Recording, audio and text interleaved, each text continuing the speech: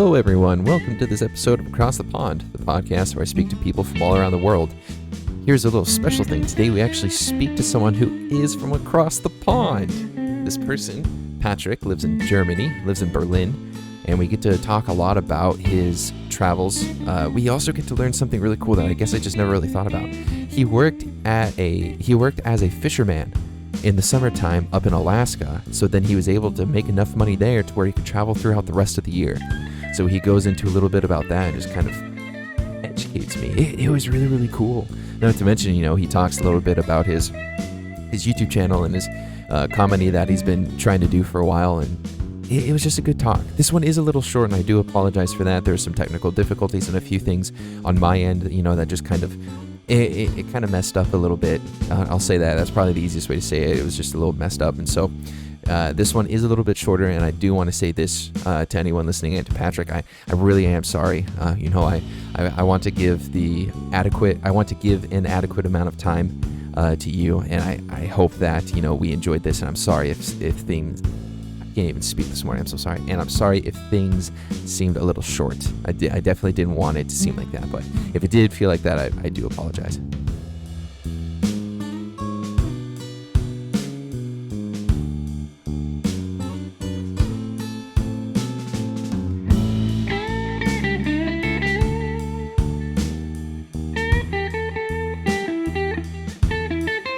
Good morning. Hey, can you hear me okay? Yeah, can you hear me okay? Yeah, I can hear you good. Sweet. Good morning, or I guess it's afternoon. How you doing? I'm doing good. How about yourself? I'm doing well. It's like the sun is still trying to come up and it's cloudy, so it looks like it's earlier than what it really is. And so this is strange because I haven't done something like this in quite a while in terms of just like time. Yeah, I was thinking when you were proposing the time that you really have to get up and get into it. Yeah, just a little bit, but that's okay because I have to wake up early for work anyway. So I was up at it was okay. So it was one of those nights, and I don't know why, but I woke up at like 4 o'clock in the morning, and I kind of just I was fine. Like I woke up and I was awake and everything, and I was like, it's 4. I should probably go back to sleep. And then every 30 minutes I was waking up, and I have no clue why. Shit. That's the worst. Yeah, but I mean, hey, it is what it is. I'm awake now, and we're talking, so it's all good. Yeah. What part of you said you lived near Seattle, right? Yeah. Whereabouts? I'll bleep this out in the actual thing, but I live in Everett. Okay. Yeah. I used to live on Capitol Hill. Oh, okay. And I went to school in Spokane, so I'm just kind of familiar with Washington a little bit. Hey, I'm really sorry, but my computer is about to die. Can I call you back in like 2 minutes? Yeah, sure. I just need to grab the charger just so we don't get interrupted or whatever. Yeah, sure. Okay, sorry. Give me 1 sec. Yeah. Is it working now? Yeah, there we go. Okay. And does the audio sound okay? I'm running it through the like interface or whatever. Like I have a Zoom H6. Yeah, no, it's all good. I just have to change up a filter or two, but you are good. Okay. No worries. All right. Sorry about that. No, it's all good. Just so you know, I might cut our thing a tad short because I do have someone actually scheduled at 9 just to keep you aware of stuff. So.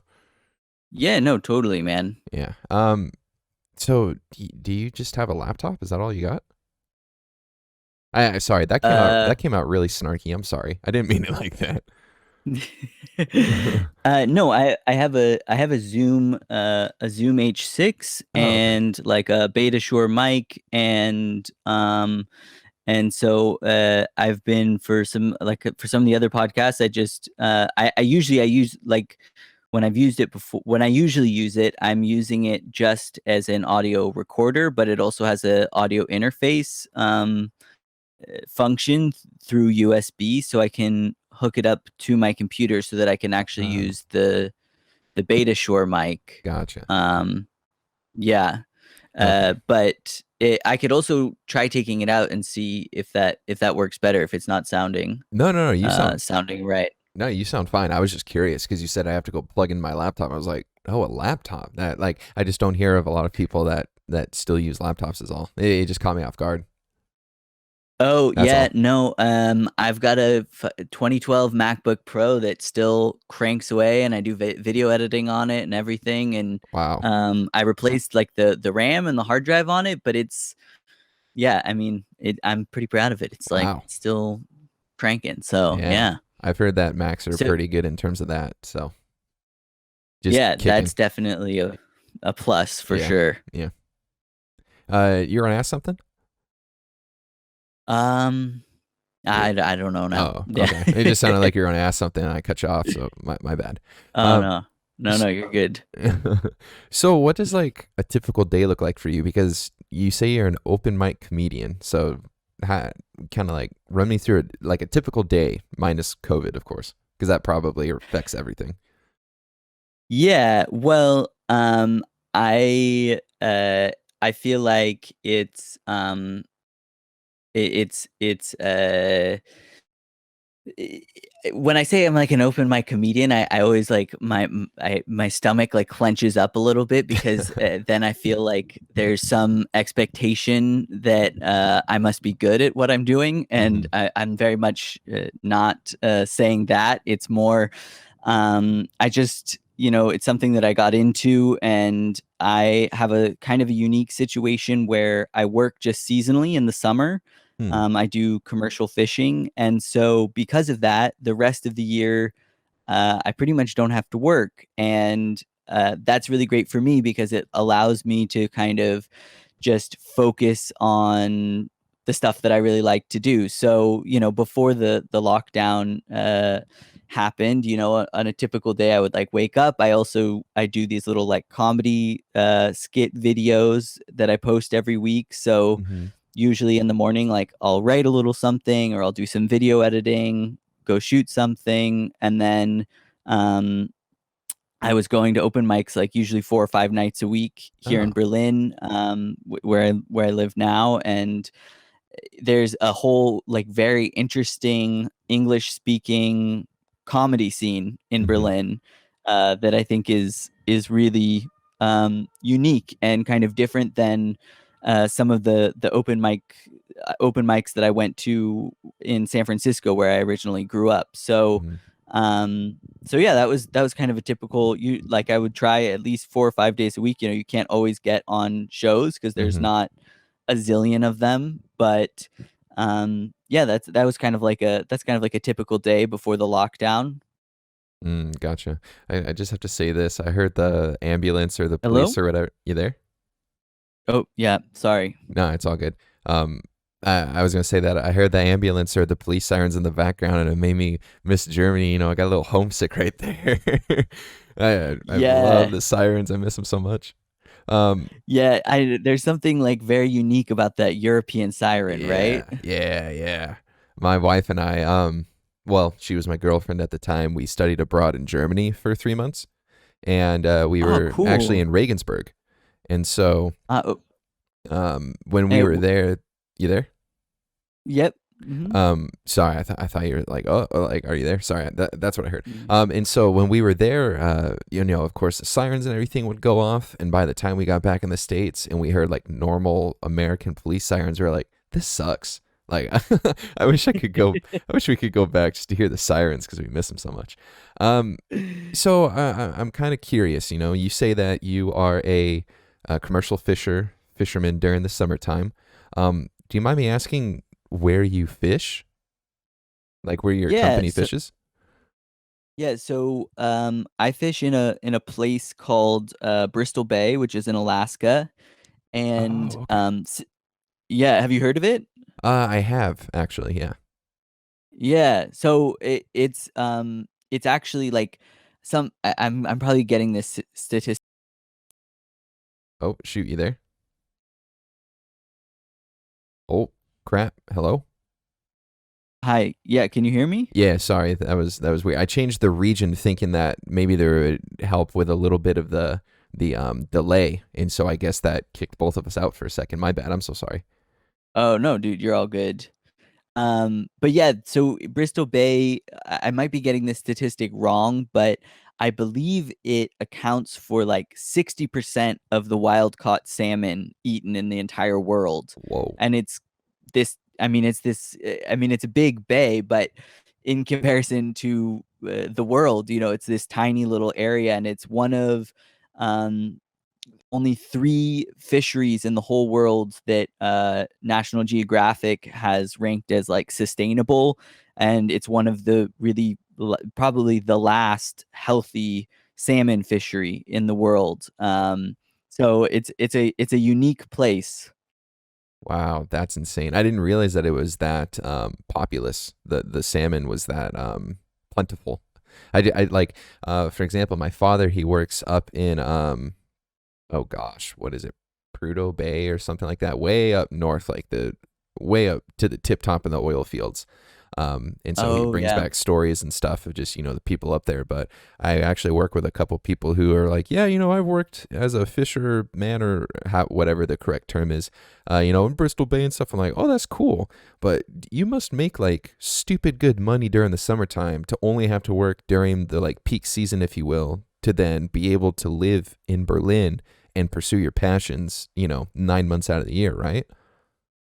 Yeah, I mean, here's the thing is, one thing that's interesting about fishing, right, is that like you never know what you're going to make that year, because it depends on how much you catch Yeah. and what the price for fish is that year, which fluctuates every year. Mm-hmm. And so like the first year I did it, I made enough money that I was able to kind of like I just traveled for the whole year, and I made that work by doing, work exchanges and stuff. So you could stay, like I lived with a woman for 3 months in Canada, and I did yard work for her 5 days a week, and in exchange she let me live at her house and cooked me meals. Wow. And so it's like I was able to live super cheaply doing that. And then I went and like spent a couple months in Cuba, which was like, relatively cheap.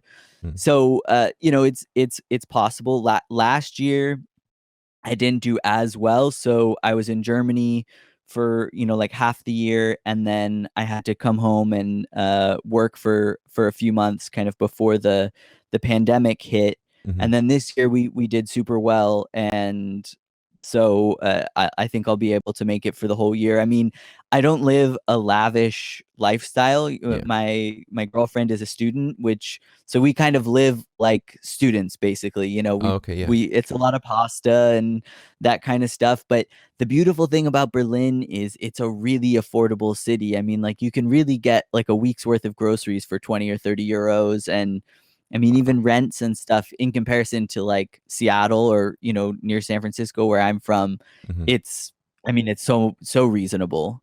Wow, that's really cool. So I want to ask this, and it might seem a little invasive, and I'm sorry if it is, but No, not at all. you say that of course, you make good enough money, of course, depending on the season, and then you travel all the time. So does the amount of money that you make dictate where you travel? Um, yeah, I Kind of. mean, here's kind of, so I'm in a good situation, and like I'm very privileged because I get along super well with my parents, and I've lived on and off with them throughout my 20s. And they live down the street from a health food store, which is where I used to work before I became a fisherman, and Mm-hmm. they really like me there. And so my kind of unique situation is that I can kind of take myself down to zero, or a few times I've started just, going into debt, Mm-hmm. because I know I have this safety net that I can like move back into my parents' garage, start work the day I get back, at the health food store, and kind of build up funds that way, so I can kind of take it down to the wire more than I probably normally would if I didn't have that little safety net. Mm-hmm. But yeah, I mean, definitely depending on what happens in the year, that definitely dictates a little bit about where I would want to go. I mean, I now, because my girlfriend is she's German and she lives here, so the focus has been a lot more on being here. Mm-hmm. And so that's a little more out of my control. But I mean, if it weren't for COVID this year, I was planning to try to go to New Zealand, and that would have been really really sweet, but that in the scale of problems people are having from COVID, that's doesn't even register. Yeah, no, that's true. That's really cool, that you have that safety net. You're very blessed in that respect because I know a lot of people what they want to do is of course, you want to make money, but especially nowadays they want to travel. And so they try and Mhm. figure out something to do, but because of at least in the States the way the economy is or has been, you can only make, so much because most jobs will pay, minimum wage or whatever it is. But, with you work so hard during the winter, excuse me, the summertime, and then you have all that time to just do what you want because you make more than likely really good money to be able to then travel. That's really, really cool. I wish I did that. But Yeah, and I mean it's also the way I say it too to people is it's like I don't do it for the money. It's like I do it for the freedom because it's mm, really fucking hard work, and in the peak of it you're sleeping for just like an hour or two a day, and I mean it beats the shit yeah, out of you, yeah, um but I as I said, it's like the freedom is huge, and the other thing about it is it's all money in your pocket because you're living on a boat. There's nowhere to go spend your money that true. you're making. Yeah, true. It's there are zero costs. And because I've never actually really had a deeper conversation with someone who's worked as a fisherman, do you get paid like monthly or do you literally just go in with the idea knowing that you're going to get paid at the end, so everything that you're doing in hopes that you just make enough money to like live, if that makes sense. And of course you have to worry about how much fish is in terms of when you sell it and everything, but how does like your pay go? So the way it works is you make a percent of what the boat catches. So on the boat, typically it's there's like one captain and then three crew members, and each crew member gets a share of what the boat makes. And you know, now having done it for like three seasons now, I think last year my crew share was like 8 or 8.5%. And the Okay. longer you do it, the higher it goes. Although Mhm. as a deckhand, I think usually you're not going to get more than 10 or 14% typically, Mhm. unless you really have a special deal with the captain. But so you make 8% of what the boat makes basically, and Okay. so then it's a matter of how many fish you catch and what the price is. So my second season, I was on a different boat, and we caught for the season, just for like a reference point, we caught like 120,000 pounds of Wow. salmon. Yeah, which is not bad. And the price was, I think the price that year was like $1.50 a pound. So you also have to pay some money for like food and gas and stuff, but you can kind of like do the math there. And then this season, I got on a new boat that's like a much higher production boat, which I mean that also matters as far as how much money you can make is if you're on one of the top boats. And I was lucky enough to be able to get on one this season, and we caught 300,000 pounds of fish, so a Mm. huge jump. But the price was only $1 a pound this year, so it wasn't as huge of a pay jump as it could have been, Mm. so and so to answer your question too about like how the payment works, you go in, you don't know what you're going to make, and you're not getting paid. So like the first 3 weeks, you're in the boatyard getting stuff ready, working 12, 14 hours a day, and you know for a fact like you've earned $0 each day, because if even if you put that work in, if you go out and your boat breaks and you're not able to catch any fish, you're just kind of Oh shoot. screwed.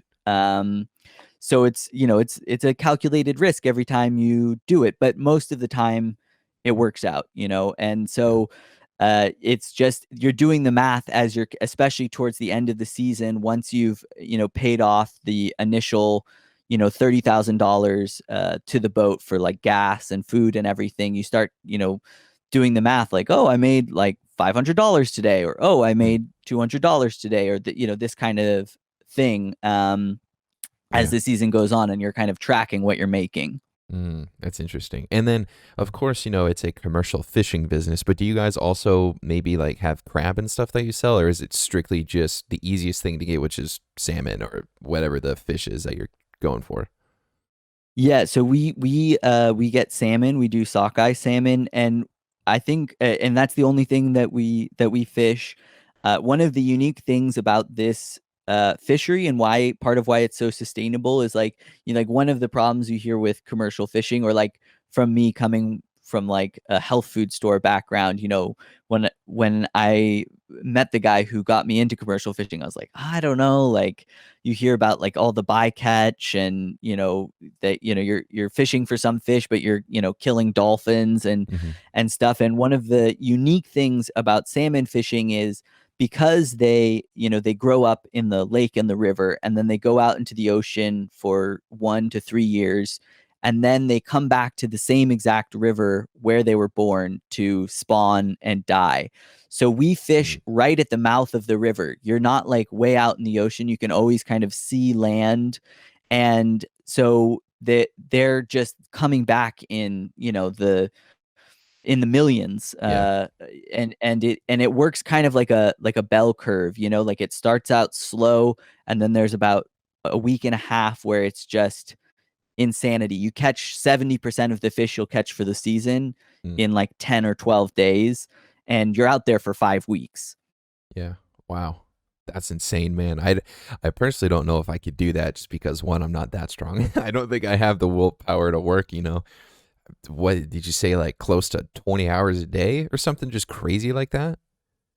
Yeah, so in the peak it can be around 20 hours a day. It's usually so there's a biologist who's tracking the number of salmon that are escaping up the river so that they manage a healthy salmon population. Mm. And so they will communicate these opening hours that the fishermen are allowed to fish. And so at first it'll be like 4 hours a day, and then 8 hours a day, and then it, in the peak it'll start to be 2 8-hour fishing periods a day. So 16 hours of fishing, but what that doesn't include is like when the fishing period is over, you have to drive the boat in, you go deliver your fish to a bigger boat, then you have to clean the boat, you set anchor, you have time for maybe an hour nap, then you Wow. get up, you have to drive back out, do the whole thing. And so when it gets in these 2 8-hour fishing periods a day, that's when it really starts being just 2 or 3 hours of basically like 2 1-hour naps a day, or something like that, which is it gets that gets tiring. Yeah. Do you have to just like take a bunch of caffeine or something like that? Or like how do you personally deal with that? Because I know that if I was only running on an hour nap here and an hour nap there, like I would be literally useless.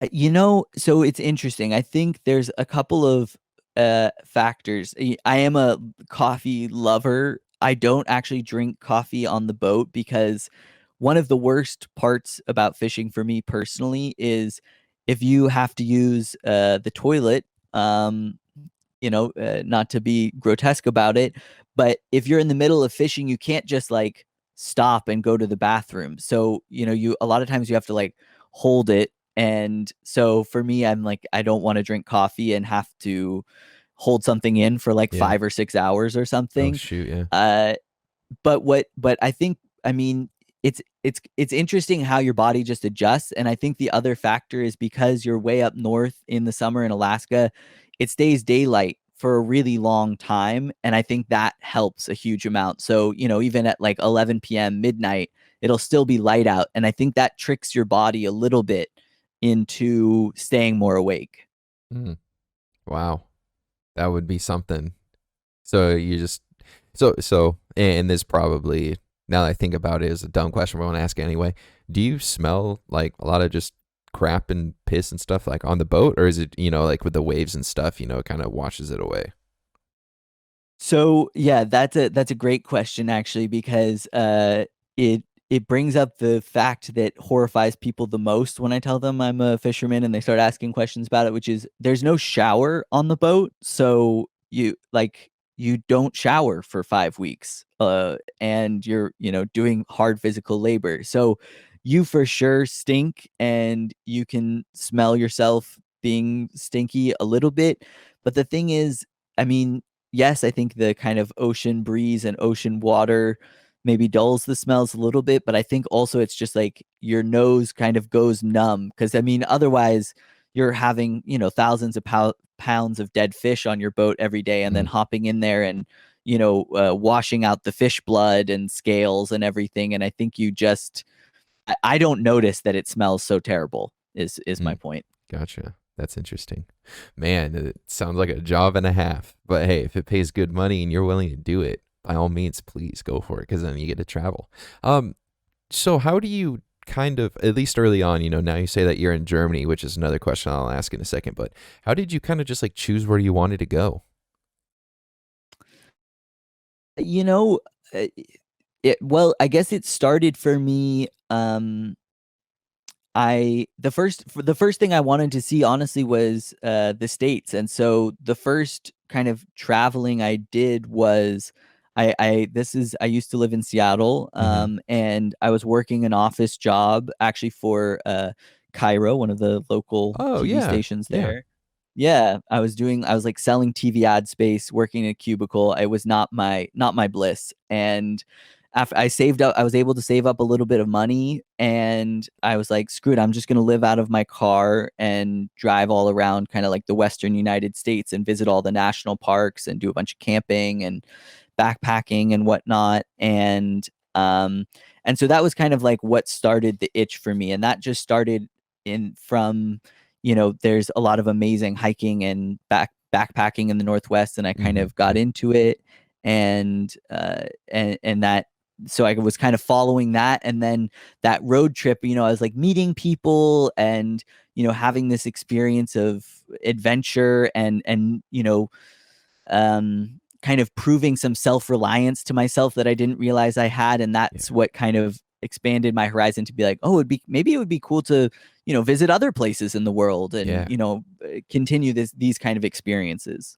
Wow. No, I like that. And here's the thing. I'll kind of just say this to reiterate it. Like the States, the Northwest is beautiful, and then Amazing. you have the, what are they? The mountains on the East Coast over by New York. I forget what they're called. Oh, the Appalachians. Appalachians. Yeah. Yeah, yeah, those are pretty too, and so you have really just gorgeous places around the states, but a lot of people just want to travel because they're like, oh yeah, Europe, cool. But if you don't have a ton of funding, your money is a little short, you can always go to places in the states, and it's just as beautiful. The mountains are just incredible. They're glorious. Totally. And also to I think what drew me out to out there was the natural beauty and everything. And I thought of like doing a road trip as like, oh, I'm in the States, it's culturally it's not that different, but Yeah. I've been to some tiny little towns out in the middle of nowhere in America that were way more culturally different than some of the cities I've been to in Oh. Europe or something, where you're like, wow, this is different. Yeah, no, it's true. There's some crazy cultural differences here in the States. It blows my mind, because like I have family. Let's see, I have family in Florida. I have family in the Northeast. Um, I have good friends down in like Las Vegas and stuff. So I have people all around the states, and just whenever I go there, the cultural differences are just insane. Just to see how people have changed and everything. Yeah, yeah, totally. Yeah. So, what originally made you choose Berlin? Well, it's interesting actually, my parents had like backpacked through Europe and stuff when they were young, and they had always, had these like kind of amazing experiences. My mom actually came to Berlin, back when the wall was up and everything. And Wow. but I had this silly notion that I was like, well, like I don't want to go to Europe when I'm young. Like I want to go to places that feel more adventurous or something. Like I always felt like, oh, I could go to Europe when I'm older. But then I met my now girlfriend who is German when I was traveling in Central America, and so that's kind of what brought me to Berlin and to Germany. And then I fell in love. I mean, obviously, like the history, the beauty, the culture. I mean, there's I've kicked myself ever since for being. I was like, why did I think that I should not come right now? Because there's a lot of, I think, great culture that if I had come when I was 60, I might have missed out on. So that's what I guess love brought me to Berlin. You could say. Wait, so you met your German girlfriend in Central America? Yeah, we were volunteering at a hostel in Costa Rica, like out in the jungle, and it was a travel romance that kind of just spiraled out of control. Wow, that's a cool story, man. Because I mean, it's so funny that you say that you met, because of course you said you were born in San Diego, so you're an American, and then you found a German woman that you decided to go after. It's funny that you had that, because I was going to do the same thing until I met my now wife. Like my Yeah. plan after college was to actually go over to Europe and Germany and travel for however long it took until I found someone to date, and then I would more than likely get married. Like that was my plan. And so it's Yeah. like, it sounds like you kind of just stole my dream. Yeah. It's just funny. Well, what can I say? I mean, they were great blueprints, and I Yeah. just thought, oh, why not? Yeah, no. No, that's funny, man. But so your now wife, you said, did you guys study abroad together? Like, had you guys already met, or did you meet while you were studying abroad? Yeah, good question. So we went to the same college and we met beforehand. And what I wanted to do ever since I was young, I wanted to travel to Europe. And I don't know what it was. I just really wanted to. I wanted to go experience. I'm a huge soccer fan, huge football fan. So I wanted to go experience like a professional football game over in Europe. I wanted to go travel London, and I wanted to go travel Germany and Switzerland and all these different places. And so through my school, my girlfriend at the time was like, hey, I'm going to go study abroad in Germany for 3 months. You should see if there's a spot available and come with me. I was like, sure. Like I wanted to study abroad because I always thought that would be really cool. Not to mention you get the experience and everything. And so I was like, yeah, I talked to the people who were running it. And I said, hey, is there a way that I can get in? They're like, yeah, for sure. And so long story short, I was accepted into the program. Her and I went to Regensburg for 3 months, and we were able to travel all over. And what was even cooler about the program was we would have 2 weeks, Monday through Friday, 2 weeks of 4-hour classes, but it was just one class. And so we would get all the credit hours that we needed in those 2 weeks. And then we were able to travel for a week. We had a week off to where we could travel. That's awesome. And what was even cooler is that we were able to leave as soon as class ended on Friday, if the plane tickets or train tickets or whatever allowed.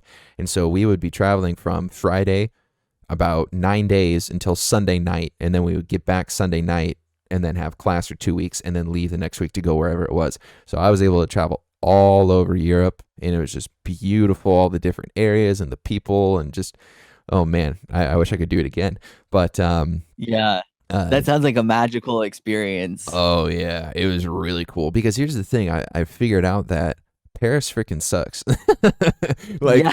I'll say that I'll say that to the day I die. Like it was cool to go experience the Eiffel Tower. And because I'm a football fan, I went to go to see Parc des Princes, which is where PSG plays. And so, I experienced that, and I got to experience a few other things which I thought were cool, but I would never want to go back again. Actually, I take that back. If I was to go back, I would want to go to the Louvre again, because the Louvre is just so big. I definitely didn't get to see anything.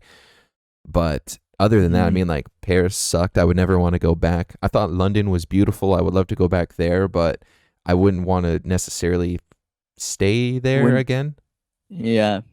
But it's interesting you said that because I've had some similar experiences. I haven't been to Paris yet, but I've spent some time in London and Amsterdam, and some of I would say like my best experiences really have been kind of going to some of the like a little bit smaller cities, or just like exploring in the countryside, like the villages. I don't know, those were kind of a little bit more what I had imagined as this kind of like romantic European experience, in comparison to, like the crazy hustle and bustle of a place like London or something. Yeah. Yeah, no, it's true. When I was so when you were in Amsterdam, did you actually like go and experience, just like walking around at night? Yeah, I mean that's basically. I mostly just was like walking around Yeah. and like taking photographs and that kind of stuff. Yeah. Amsterdam is also, by the way, the only place I've ever been attempted to be mugged. I've traveled through like some of the most dangerous countries in Wow. Central America and never had a problem. But in Amsterdam, this guy tried to mug me, but he did it like really badly. Like he did it in front of my hostel on like a busy street, and like he like showed me the knife, and I was like, there's like 30 other people around right now. Like I'm gonna take the gamble and say you're not gonna just like stab me. Wow. And sure enough, I was just like, no, get away from me, and he ran off. But I don't know, it's just a weird my weird Amsterdam story, this badly failed mugging attempt. That's nuts, man. I thankfully never had that happen to me, because if anything, I would be the guy to where I would get so like frustrated and angry that you were trying to do that. I would like go for the punch, and I'd just try and punch you out and fight you. Like that would be me, because like the self-defense would kick in. But I never had that. I never had anyone try and mug me. I will say this though. Freaking in Amsterdam at night, dude, the red light district, as like me personally, I just find that stuff to just be disgusting and gross. Like you should never parade a person like that, in my opinion. But it was definitely very eye opening, without being disgusting, I'll say that it was very eye opening. Yeah, no, I totally agree. I thought it's weird, and yeah, I mean, as an observer, kind of, I don't know. Sometimes when I travel, I feel like I'm blanking on the word for like people who study like humans or whatever. More Like anthropology, yeah. anthropological, yeah, like that for me was like an anthropological experience of like you're observing like these people in the red light district, but then also the people who are going to the red light district to observe those people. And Hmm. I don't know, it was definitely an interesting experience. Yeah, it kind of made me realize that there's still, and I don't mean any sort of disrespect when I say this, just hear me out, but it made me realize that there's still just like so many messed up ideals and so many messed up just people in the world. You know what I mean? Just because like pimps and stuff, or people who just, and of course, depending on what you believe, like people just think that like all that stuff is just fine and dandy, and it's like, I don't know, I feel like you're just kind of I don't want to say trophicizing, because that makes no sense, but you're kind of just like putting people on display. You're saying, yo, it's okay, to view these people like literally a piece of meat. I don't know, I just feel like there's a sense of like morality almost that's lost there. Yeah, I mean, I kind of I agree in the one sense that it feels dehumanizing and like a little bit sad. I think my perspective like is a little bit more just that, you know, that like this is going to happen no matter what, and at least in this setting there's some like oversight and regulation, so hopefully there's less Mm, chance of sexual violence and human trafficking and all of these terrible things that are kind of like associated with this profession. So in one way I think, okay, like it seems like it's like you're not going to stop people from doing it. They call it the world's oldest profession for a reason. mm-hmm. So trying to like reduce harm is a good idea, but definitely it is it's a to see some of them in there, and like you can feel that they're not necessarily happy to be there, and Yeah. that's an uncomfortable and sad feeling. Yeah, no, I think you put a good point out there that I've never really thought of before. In terms of like, at least, like, here's the thing: you're never going to be able to eradicate something. Hopefully one of these days, maybe that would happen, but at least you're providing a way for it to be safe to the people that are experiencing that, and you are doing your best to make it to where there's no sexual violence, or there's no, you know, just super obscure things that could happen. You're doing your best to legitimately make it as safe as possible. I think that's Yeah. a pretty good way to look at it, and I honestly just never really thought about it like that before. So good point, I'll say that. Well, yeah. Yeah, no, I think it's good. So how long do you see yourself? And of course, this might sound a little maybe convoluted, but do you and your girlfriend see yourself staying in Berlin? That's a good question. When we met, so she's like a classic German in the sense that she has traveled like a shit ton, and she's a badass. Like she went and spent a year doing a working holiday in Canada when she was 19, and then like went to Panama, and Wow. so she's traveled quite a bit, and she really likes North America. She loves like the parks and all this stuff. So when we met, she was like, "Oh, I would love to live in the States," and I thought like great. Like, I like the States. Hmm. And then I came to visit her here for the first time. And I was like, ah, shit.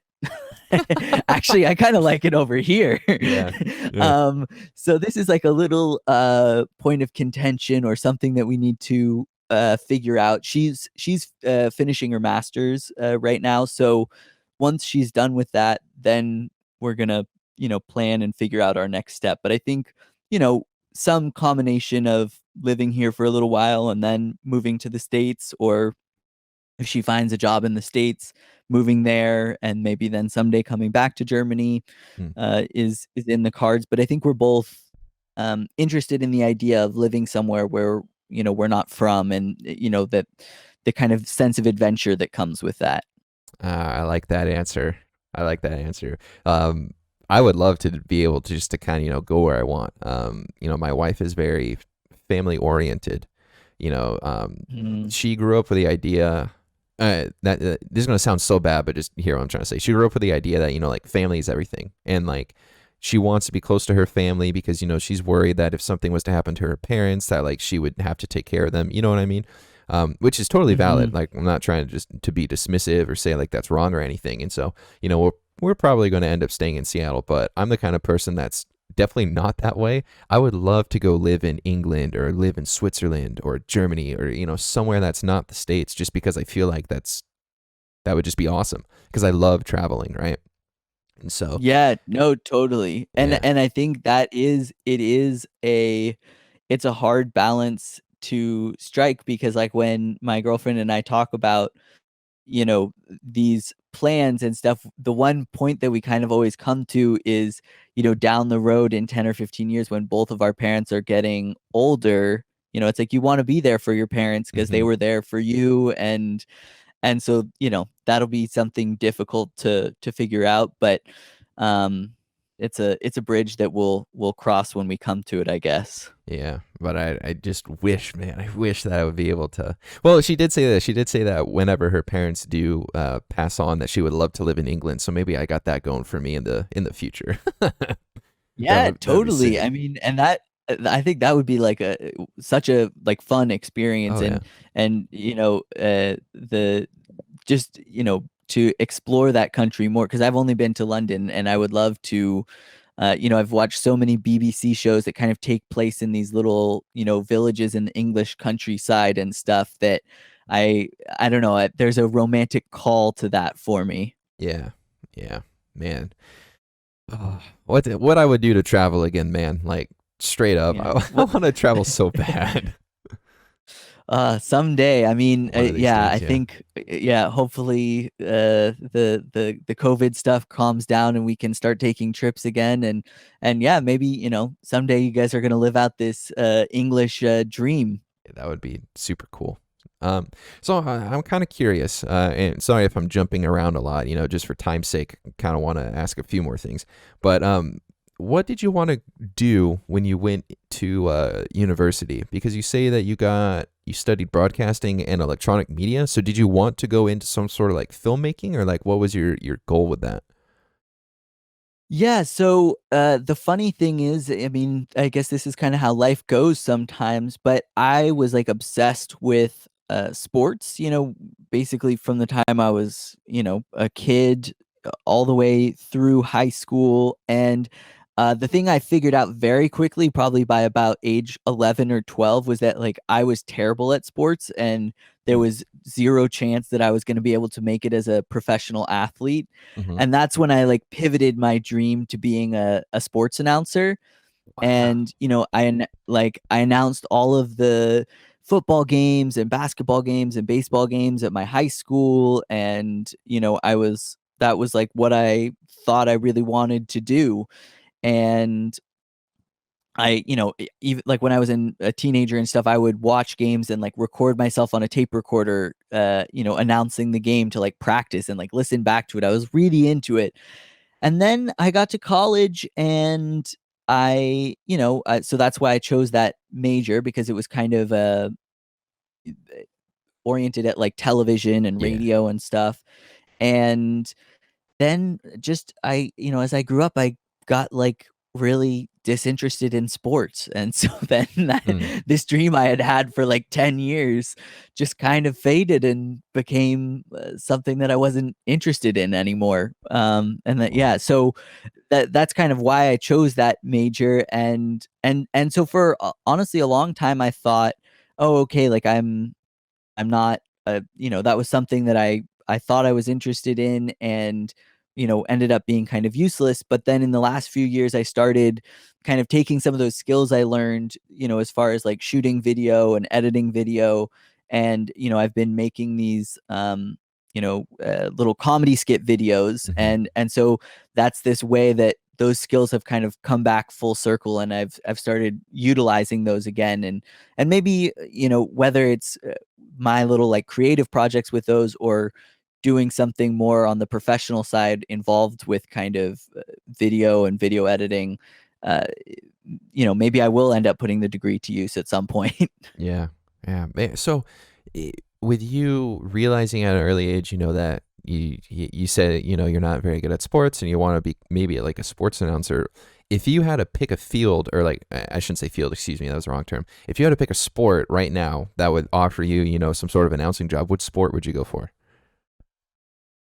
Oof, that's a good question. Um, you know, I I guess I would say, that my dream was always to be a baseball announcer. Like I Okay. really enjoy baseball, and and so, that was always the original dream. And I still like I love to go to the ballpark, and baseball announcing too. It's kind of, to me, it's like jazz, there's because it's a slow game, so you have to like fill a lot of time, and Hmm. find little stories to weave in, and stuff. So I find that like quite interesting. The grind of doing an 162 game season seems a little Oh, bit tough. yeah. Uh, so like something where they play less games maybe would be more appealing as far as like quality of life. Yeah, no, true. True. So with you saying, there's that thing to where you have to fill in time and stuff. Would you consider yourself to be like a creative person? I would. I would.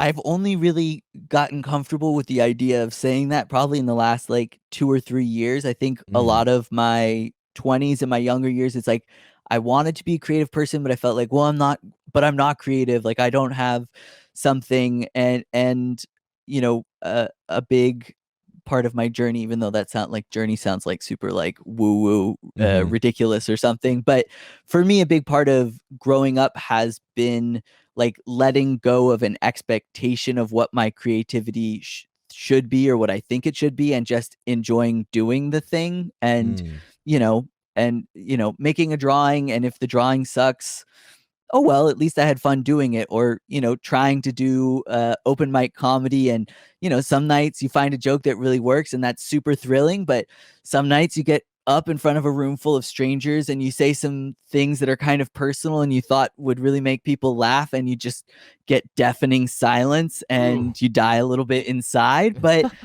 that's part of the thrill, that's part of the experience. And Yeah. so you just do it. And so yeah, I would say I'm a creative person. Oh, that's good, because I feel that a lot of people are afraid to admit that because they don't know what creative is. But it sounds like, you have a good enough head on your shoulders to kind of realize that, even though you might think that something is creative and others might not, at least you are still creative. You're still trying to explore that avenue. And I feel that a lot of people just don't have that anymore. They don't have that drive, that gumption, if you will, to, be creative and express that creativity and flex that muscle. Totally. And I mean, like, even like with what you're doing with this podcast, it's, I feel like, people don't think of it as like classically creative in the sense of like you're not like writing a song or like making a painting, but it's a creative muscle to interview people and have conversations and, figure out the logistics and all of that stuff. And for me personally, that's been how I found meaning in life, is like these hobbies and kind of creative interests. And it's my number one piece of advice I give to friends who I feel like are struggling, is I'm like, just find some like these creative outlets. That for me has been what has given meaning. And so I'm always trying to, say that to people. Yeah, that's good. That's good. So because you said piece of advice, I'm going to move it towards this last question. And I asked everyone this because the reason I started this podcast was because I like to understand people, learn how they think, just kind of understand the psychology behind the choices that people make. That's just fascinating to me. I love that. And so I asked this, like I said, to everyone, but what would be like a piece of advice or a saying or a song or something that you feel like you would be able to pass down to someone that has been, somewhat influential in your life? I think the piece of advice that has been, kind of the most valuable to me that I try to pass around to people in my life is to give yourself the same compassion and empathy that you give to your friends. Because I think something that really held me back for a long time is I was so hard on myself and so down on myself, and doing this kind of like negative self-talk and telling myself, oh, you're not good enough, you're kind of a piece of shit, whatever. And you know and then to zoom out and be like, if I saw one of my friends struggling with the same things I was struggling with, would I say the things I'm saying to myself to that friend? No, I would try to give them love and support and compassion. And so to try to take some of those things that we have and can give to our friends, and give that to ourselves a little bit, at least for someone like me who, could be a little too self-critical to the point where it was not productive. Man, that's good. We need more love. We We need more do. love, man, Yeah. for everybody. Yeah, exactly. Especially in this trying time, we need more love. So people just need to be Yeah. nice to each other. I'm not sure what the situation is over there in Berlin, but over here in the States, man, people are just at each other's throats, and it's so sad.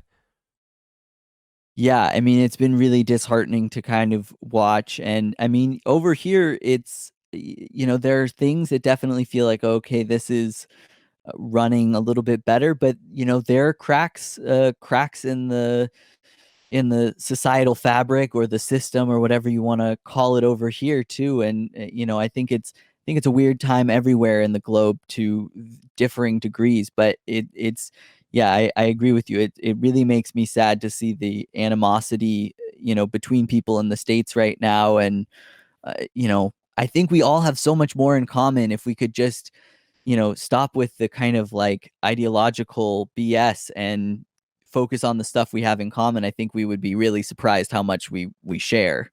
Yeah, that's super true. I agree with you 100%. Awesome. Well, thank you so much, Patrick, for doing this. And I'm sorry that our time was cut a little bit short. Oh no, thank you so much for having me, and I'm sorry that I screwed it up No. on the first time, but No, you're yeah. good. You're good. No worries. No worries.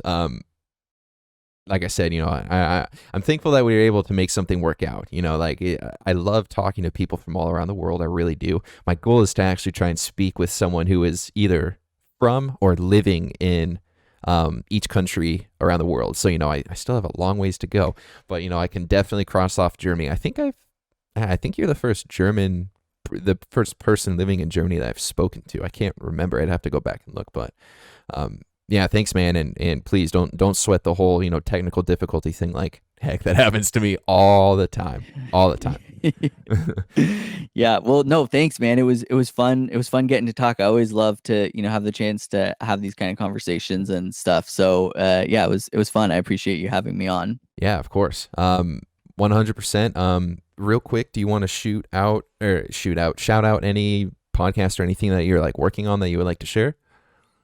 Yes, I would love to, if people enjoyed my ramblings here, point them towards my YouTube channel, Laugh at Pat. I do a weekly like comedy skit videos, and I feel like I'm improving every week. And I also do a podcast on that channel, and you can find the video on the YouTube channel Laugh at Pat, or on whatever podcasting site you use under Laugh at Pat. So check that out and enjoy. Yeah, sweet. When we're done, would you mind typing that out and sending that to me, those links via email, so that I can just post? Oh my goodness, I can't speak. I'm so sorry. And post those links in the notes of this episode. Yeah, no, for sure. I Sweet. can definitely do that. Awesome, sweet. Appreciate Yeah. that. Anyway, thanks again, man, for doing this. This was fun. I had a blast, speaking to you and kind of learning about the fishing business and, just you in general. You seem like a very interesting man. So thank you so much for sharing that part of your life with me.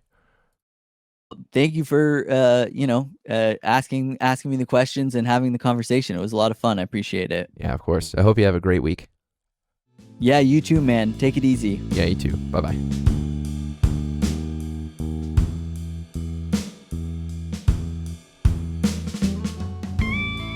Thanks, Pat, for doing this. This was fun. I'm really sorry if that seemed kind of short and everything. I try and keep as much of a schedule as possible, and I actually do. As soon as I click stop recording on this, I do have to speak with another person. So, our timing was just a little off, and, a few hiccups here and there. So I do apologize if that seemed really rushed. I would love to speak again, just to kind of delve in more to a few things, but that was really fun. I really did enjoy it. Thank you so much, man, for just being so open and everything. I do appreciate that.